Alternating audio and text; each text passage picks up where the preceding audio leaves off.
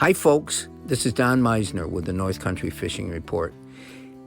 At another time, I talked about a man that I met at one of the sports shows and the stories that he was telling me. Well, one of the things that it got to was, and I asked him, I said, what has happened to the huge numbers of caribou? Well, I opened up the floodgates of a story.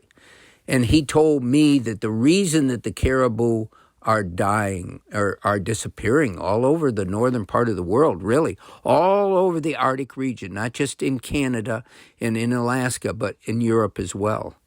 And he told me it was because, in his words, were the Indians or the Eskimos were slaughtering them by the numbers. And he said the rivers run red with blood. And I thought to myself, I spent a big part of my life up in the Arctic region.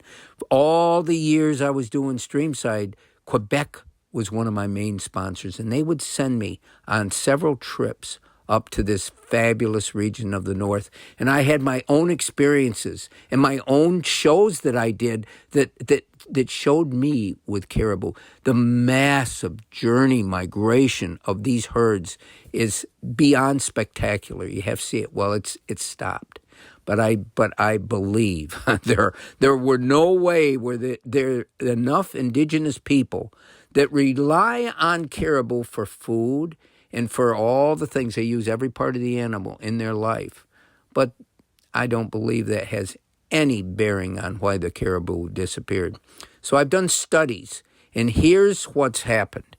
And we're talking about hundreds of thousands of these grand animals. A lot of them think of them as reindeer, which is another name for these caribou. But with global warming, and no matter what political stance we take, the thing is the world is changing. And with global warming, the conditions that allowed those animals to live in this band of our continent, the continent is really divided into 3 bands. And at each band, there's certain things that can live and can't live.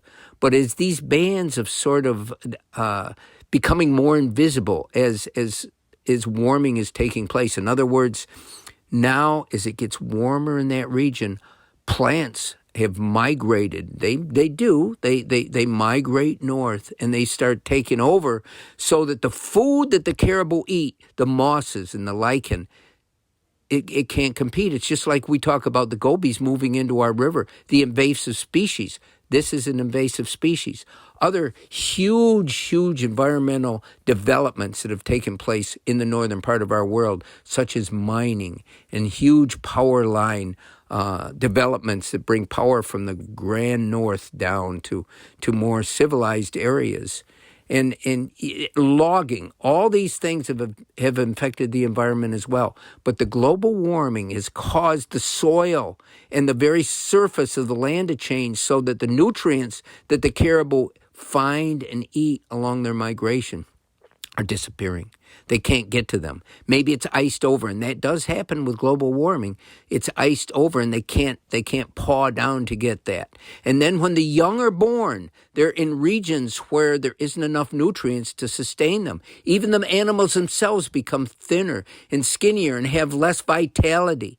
And so there's been a massive die-off of these grand animals. And why it's so important is it shows how our world is changing, and it's changing I guess you would say, a rapid pace.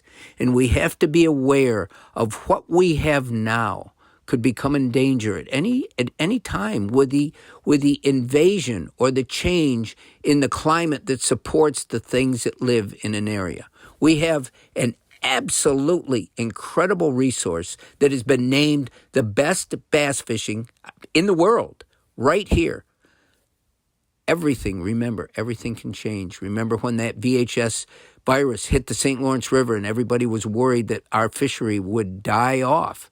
It didn't. There was adaptation that took place, but it had a huge impact. And of course, the invasive species like zebra mussels and gobies have made a huge threat and a huge change in the very essence of what our resource is. And you never know when something can become major and catastrophic. My point is, Right now, we have everything at a peak. We have our name is getting out there. Our resource is absolutely fantastic. And it's up to us to take advantage of the moment. And that's what we're trying to do. We're trying to protect, save, and also embellish this resource and make it help us to be more prosperous economically. And that's what it all boils down to. But the story of the reindeer is an important one, and I wanted to pass it on to you. Until next time, folks, this is Don Meisner with the North Country Fishing Report.